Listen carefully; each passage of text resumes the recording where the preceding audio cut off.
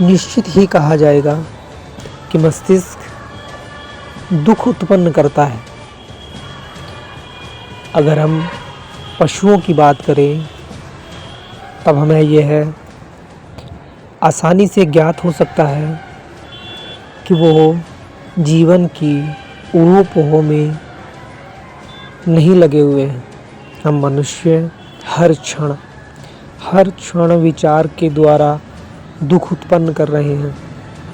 विचार, जी हाँ, सही सुना, कि मस्तिष्क विचारों को उत्पन्न करता है ताकि सम्मुख आई हर परेशानी का निदान किया जा सके।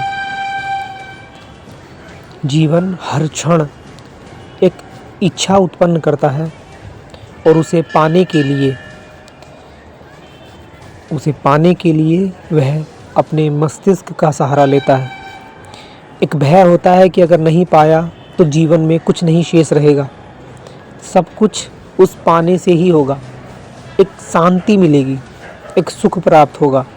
उस शांति के लिए वह तड़पने लगता है और उसे पाने के लिए अपने मस्तिष्क का इस्तेमाल करता है और मस्तिष्क हर क्षण विचारों का एक घेरा बुनता है जिसका उद्देश्य सिर्फ उसे पाना होता है। जब कई बार हम उस वस्तु को प्राप्त करने में असमर्थ महसूस करते हैं तब पीड़ा उत्पन्न होती है, तब दुख उत्पन्न होता है। अर्थात इच्छाओं का ना प्राप्त कर पाना ही दुख है और ये दुख निरंतर बना हुआ है। उसकी वजह ये है कि इच्छाएं अनलिमिटेड है, इच्छाओं का कोई अंत नहीं है। इच्छाएं निरंतर आती रहती हैं, निरंतर संपूर्ण होती रहती हैं। जो ही एक इच्छा पूर्ण होगी त्यों ही अगले क्षण से ही एक नई इच्छा, एक नई कल्पना, एक नई चाहत आपके भीतर आने लगेगी और फिर आपका पूरा जीवन उसे पाने में लगा रहेगा। यही है जीवन, अनंत इच्छाओं से भरा हुआ जीवन। और इच्छाओं का एक पर्यायवाची होता है दुख, अर्थात अनंत दुखों से घिरा हुआ जीवन। यही है मनुष्य के जीवन की एक छोटी सी कहानी। इन दुखों से, इन मानसिक दुखों से मैं कहना चाहूँगा पशु पूर्ण रूप से अनभिज्ञ हैं, क्योंकि उनके भीतर शारीरिक इच्छाएं तो होती हैं परंतु किसी भी प्रकार की मानसिक इच्छा नहीं होती है। वो सिर्फ और सिर्फ शारीरिक इच्छाओं की पूर्ति ही करते हैं। पर मनुष्य शारीरिक इच्छाओं तथा मानसिक इच्छाओं के बीच फंसा रहता है। कई बार कुछ शारीरिक इच्छाएं मानसिक इच्छाओं के विरुद्ध हो जाती हैं, क्योंकि कुछ नियम जो सोसाइटी ने बनाए हुए हैं वो शारीरिक इच्छा पूरी करने से रोकते हैं। अतः इस प्रकार एक द्वंद्व उत्पन्न होता है। वो द्वंद्व दुख का कारण होता है, क्योंकि इच्छाओं का पूर्ण नहीं होना ही दुख है। अतः समस्या ये है कि ये तो पता चला कि दुख क्या है,